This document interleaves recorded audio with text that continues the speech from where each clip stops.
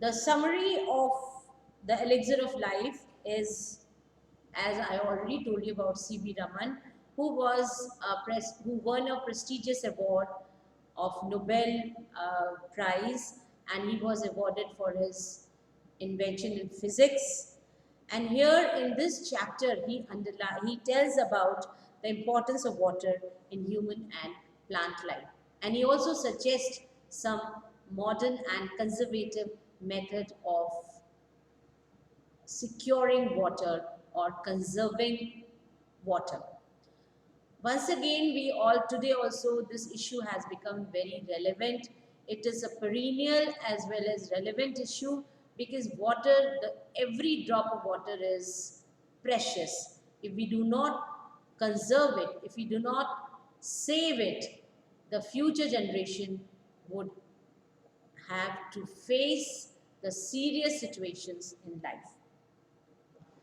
This water, as it appears to be a colorless and tasteless liquid, but it has its own quality that it changes its form wherever it gets into wherever it mixes with whatever element, the color also changes. So water is very important, and that is why it is called the elixir of life. C.V. Raman has rightly said that flowing river and streams, they add to the beauty of land and they can also make them fertile by depositing silt. Water has always played a significant role in human life because if we look at the history, we find that so many big civilization, all they were the ancient civilization, the ideal civilization, they just diminished or destroyed or totally they decayed because of the change in the flow of water. They were by the side of rivers, and wherever if the river changed its way, then they were diminished. Running water can also turn destructive by washing away topsoil, which is essential for agricultural activities. Soil erosion, if not tackled in time, can make the land unfit for cultivation. So water is the basis of all forms, and no physiological activity is possible in its absence. C.V. Raman in this chapter, he is talking about this serious issue, and he is also telling how we can make use of traditional and modern ways of conserving water.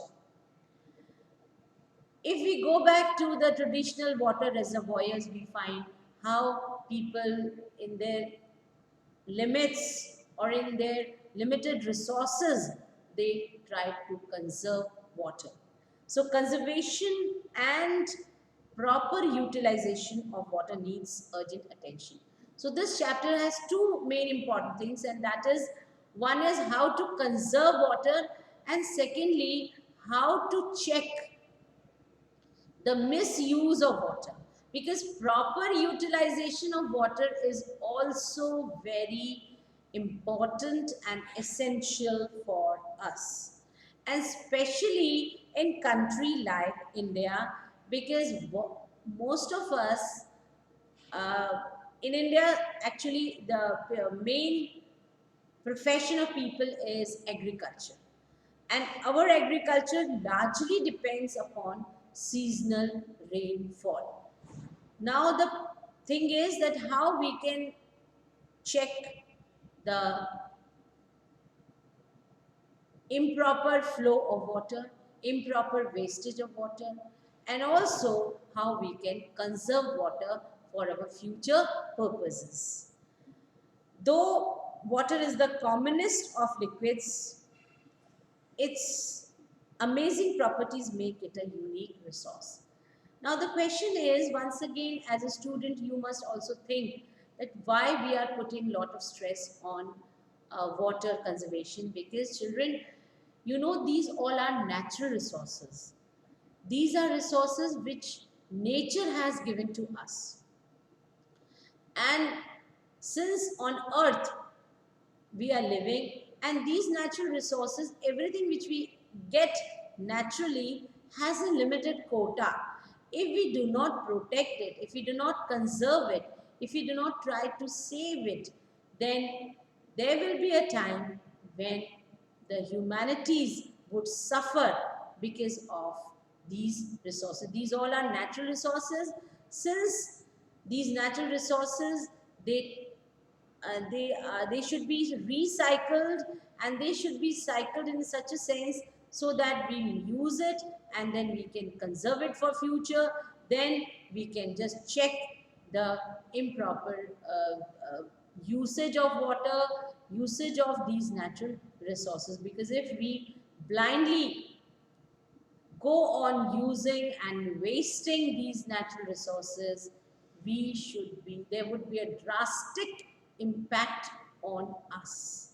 When civilization, the ideal civilization, they all were forced, they were destroyed, they were diminished, they disappeared from the earth because of water only. So we can very well remember, and we can very well understand also, that water is the commonest of liquid, but still it has its amazing properties and which make it a unique resources.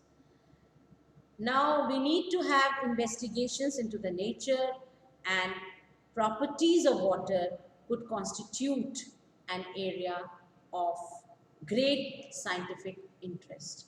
Now C.V. Raman, since he has a scientific uh, bent of mind, he says that there is a need for looking at things not only in a traditional way, but in its most modernistic approach. He says that, I would like to quote some of the lines, and which would help you to know about the gist of this chapter.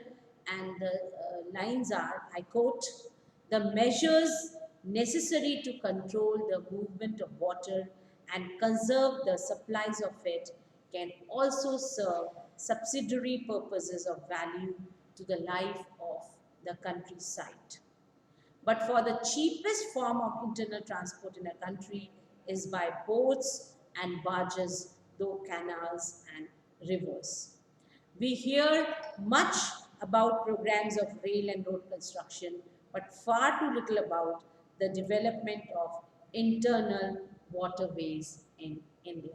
So once again, the harnessing of water supplies usually also makes possible the development of hydroelectric power. The availability of electric power would make a tremendous impact on the life of countryside, and it would also help rural economy to be improved in various directions. So in particular, groundwater should be tapped to a greater extent.